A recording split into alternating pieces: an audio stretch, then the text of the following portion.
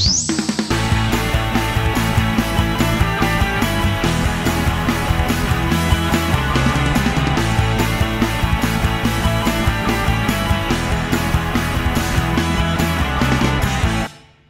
of all, I'm a big fan of your wines, so there's a little bit of bias here.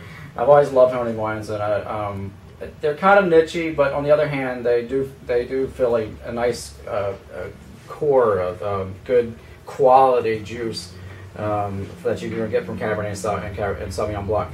Of course, I don't need to tell you that, but anyway, I was wanting to hit on that a little bit more, actually. Where was the decision and where's the process of just doing those two varietals? And I know you got a single vineyard of each of those, and you also have the dessert wine, but I was just curious, what was the direction of that going?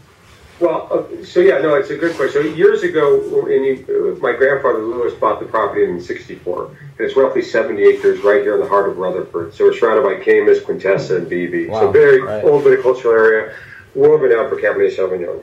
Sauvignon Blanc and Cabernet are actually related to one another. Yeah. Sauvignon Blanc and Cabernet Franc were crossed together to make Cabernet Sauvignon, so there's a parent-child relationship.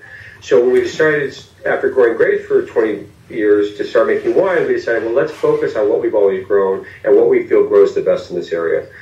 So that's from the winemaking, the grape growing side. From the marketing standpoint, it also seemed to make sense in trying to be known for one or two things versus trying to be take more of a shotgun approach and trying to do everything. Again, not that I want to emulate the French, but if you look to Bordeaux and what they make in that area, they don't grow Pinot Noir and Chardonnay. Right. They grow what they grow, and they've grown it for hundreds of years, and it's worked very successfully.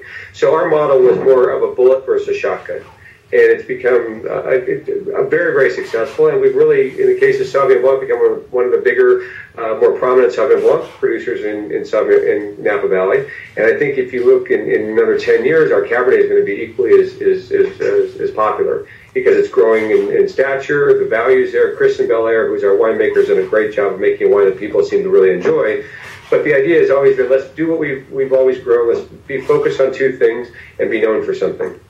A little bit more about you guys' responsible farming, and sure. That's something that you've definitely been in the forefront of. And it's also a great, for me as a retailer, it's a really good selling point. I'm starting to see that whole trending more and more. The self-sustainable grows and everything really, organics, biodynamics, all that stuff. Could you just go in a little bit more detail how that all started? Sure. Now, the Honig family's involved in sustainable practices for forever, right. Because that's just the way we used to farm. It wasn't called sustainable, organic, or biodynamic. It was just the way you did it. Right, yeah. But what we've done, and I got involved years ago with a program through the Wine Institute where we created a manual for farmers and winemakers on how to grow and make wine sustainably. And we used over 280 different criteria, be it both water, soil health, recycling, lighting. I mean, a multitude of things we do to be sustainable. And the simple message is we try to look at everything we do and leave a small footprint. Yeah. A couple years back, I did a wine dinner with you guys, and there was a big thing about the little B. What does the little B mean? Is that? Yeah, the Honig name means honey in German. So years ago, we were looking for a moniker, the family dog, a grapevine, whatever, the wine building, and we hit on the Napoleonic Royal Queen Bee. Selling point. Without further ado, let's try some of these wines. What Sauvignon Blanc been it? 2011? 2011, yeah. And we got both the Napa Cab and the Napa Sauv Blanc. Because I know you guys also do the Rutherford, right? Yeah, we do a Rutherford. The two wines you have represent 99% of what we have. A single vineyard here, and you're right, the Rutherford is our estate Sauvignon Blanc with a little bit of oak. We have a single vineyard Bartolucci Cab, but the two wines that you're tasting are really what we're known for. In the case of the 11 Sauvignon Blanc, it's got this really tropical notes that come through, really pretty aromatics. It's not all about grapefruit and acid like you might find with New Zealand producers or other Sauvignon Blancs from around the world. Sauvignon Blanc, in our estimation, grapefruit and acid are a component of the grape, but there's so much more to the varietal, and I think this is a great example of what we try to achieve with Honig wines with, again, something grapefruit, smells good, has this kind of sweet, perfumey aromatics, and then when you drink it, it's wonderful as an aperitif, but it also pairs, with shellfish and seafood and chicken dishes and lighter pasta dishes. Really, so it's something that people really enjoy, and this is our I want to say 31st vintage of making Sauvignon Blanc. Okay. So we've been doing it for a few years, and Kristen's been with us for 16 of those years, so almost over half the time. And I think the quality of the wine shows the love and attention and detail that goes into making it. It has a really nice tropical fruit bouquet to it, and it just really comes through. It's not overly dry like you get on a lot of California Sauvignon Blancs. They tend to be overtly dry. You definitely get. I know you put a little bit of muscatel, is it in there?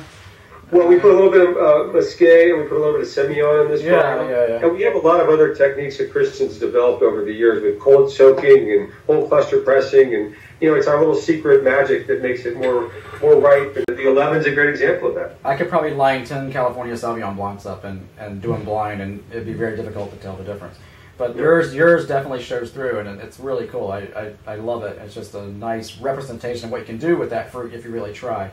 And you can give my regards to Kristen. That's awesome. Well, James, there's another great example and reason why focus pays off. Right. Think about what we do every year. What her job is she's got one opportunity to make a great wine during one harvest. So if she gets to devote all of her energy 12 months out of the year to make better wine, she's not worrying about anything else. And that is where a lot of wineries lose sight of the benefit of focus. So do you want to move on to the Cabernet then? Sure. And then you have the 2010 vintage? No, for that I have the 8. So, oh my God, great. Oh, perfect. No, that's wonderful because that was an interesting vintage. It was a vintage that wasn't highly touted. It had some challenges in the growing season. Yeah. But what we're finding with that vintage, and it kind of goes back to what we saw maybe in the 97 vintage, 98 and 2000 vintage, they didn't get great reviews right out of the gate, but those wines have developed really nice character over time. And I think what you'll find with the 08, which is very consistent with the 2010 and the 9, and consistent throughout the Honig line of Cabernets, is a really nice kind of red stone fruit aromatics that comes through. Wow, you're not There's kidding. plum and there's cassis and there's cherry. It's not too high in alcohol. It's got a nice medium body. There's really nice integration between the oak and the tannin and the alcohol. And it's not and nor is this our goal to make the biggest, baddest Cabernet on the block. There's enough people that want to make this over-the-top, high alcohol style from Napa, and that's fine. That's yours. But our business has always been a guest walking into your store and asking for a bottle to take home that night, or in a restaurant setting where they're drinking with food that evening. And that's what we want, is something that people can enjoy today and doesn't need 10 years to develop, and they have a great experience. To me, that's everything I want out of a cab, California cab. Touch of dryness in the finish, but it really gets the mid palate, a lot of fruit, just packed, kind of dark saturated cherries, blueberries, blackberries. You get it all, but you still get that overwhelming little touch of dryness. It finishes off soft. It finishes off kind of just lingers there and says, "Hey, I'm still here. Don't forget me." So beautiful wine with obviously the classic pairings of steak and pork and veal and all those things. Sure. But in my opinion, you could actually have this with you could actually sip it. It's just an aperitif for sure. Right. So anyway, just a good wine. I really appreciate having it in here, and I'm surprised we still have the 08, but that might be the last bottle. Well, this has been really fun, man. Nice talking to you. I'm excited to have your products here, and I'm definitely gonna hope people will see the video, and we'll definitely try to get more of the stuff, buy more of it from you before you. Thank you.